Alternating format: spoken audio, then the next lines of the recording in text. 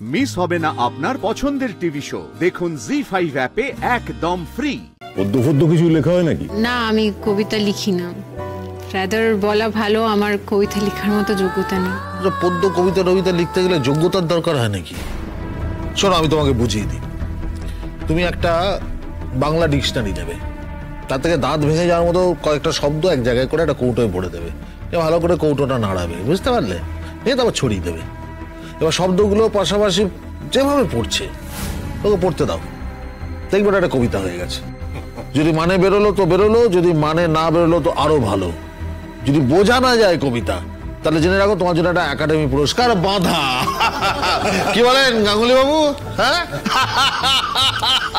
আমার কিন্তু সেরকম একেবারেই মনে হয় না। কবি জীবনানন্দ দাশ, সুভাষ মুখোপাধ্যায়, বিষ্ণু দে, শক্তি চট্টোপাধ্যায়, তারপর ধরুন শঙ্খ ঘোষ, অরুণ মিত্র, নীরেন চক্রবর্তী, এরা সবাই খুব একটা কঠিন ভাষায় কবিতা লিখেছেন বলে আমার মনে হয় না। মানে এদের কবিতা বোঝাটা খুব একটা কঠিন কাজ নয়। এদের মধ্যে কেউই শব্দ ছুঁড়ে কবিতা লিখতেন হিটা বলার ধৃষ্টতা আমার নেই। আর কবিতা বুঝতে পারা না পারা সবটাই আপেক্ষিক, তাই না?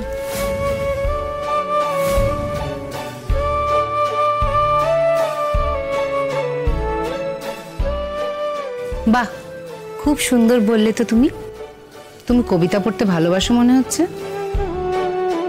তুমি কি এই সব কবির কবিতা পড়েছো? এরা সকলেই আমার খুব প্রিয় কবি। শুনছিস অর্জুন, একটু সাবধানে থাকিস বাবা।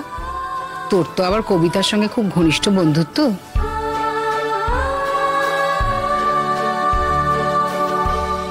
বলছিলাম যে সামনে তো তোমার এর ফাইনাল পরীক্ষা। হ্যাঁ, তো ফাইনালের পরে তোমার প্ল্যান কি? সেরকম কিছু এখনো প্ল্যান করিনি, ভাবিনি। একদম ঠিক করেছো। মানে এই যে তোমার কোনো প্ল্যান নেই, তুমি খুব ভালো কাজ করেছো। কারণ বাড়ি থেকে বিয়ের কথাবার্তা যখন চলছে, তখন কোথায় গিয়ে পড়বে, কোন বাড়িতে, সেই বাড়ির কি নিয়ম কানুন। না না না, তুমি একদম ঠিক কাজ করেছো তুমি কোনো প্ল্যান না করে। দেখো, প্ল্যান করলে বরং তুমি প্রবলেমে পড়তে। আর কি হয় জানো তো, তত ভাবারও দরকার নেই। মেয়েদের এই ভাববার ফ্যাকাল্টিগুলো খুব একটা স্ট্রং হয় না, ওই জন্য মেয়েরা বেশি ভাবতে গেলেই খুব গোলমালে পড়ে, সমস্যা তৈরি হয়। সুতরাং বেশি না ভাবাই ভালো আর কি।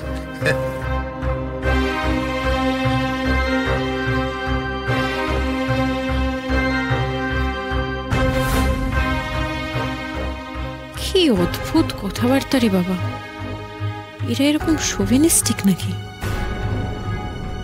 কি ভুল বললাম কিছু? আপনি যেরকম বলছেন সেরকম যদি ব্যাপারটা ইন জেনারেল হয়, তাহলে বলতে হবে পৃথিবীর অর্ধেক পপুলেশনেরই বুদ্ধিভ্রষ্ট। মানে পৃথিবীর অবস্থা খুবই শোচনীয় তাহলে।